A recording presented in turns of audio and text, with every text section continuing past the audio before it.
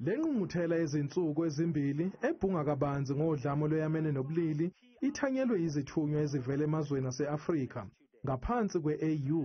Lokhu kungenxa yokuthi ukuhlukunyezwa kwabesifazane yinto ebonakala emazweni wonke kanti ayikhethi iminyaka nabudala.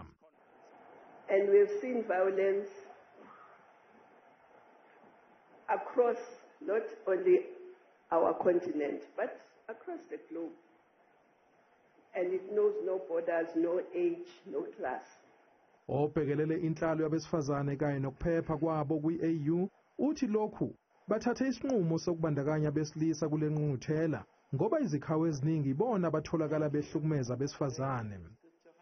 For far too long, the advocacy for women's rights fell under the responsibility of women themselves. That is why it's commendable that the African Union has taken steps to actively involve men in leadership as voices and advocates of this cause. Ikhontralesa izwakalisa ukukhathazeka ngezigwebo ezitholwa abalahlwa ngamacala okunukubeza. And want to call upon law enforcement agencies, especially the investigators and prosecutors, to start interacting so that these perpetrators don't just go scot-free because the prosecutor or the magistrate will say there is no evidence to prosecute this person. Le ngqungquthela izodonsa izinsuku ezimbili.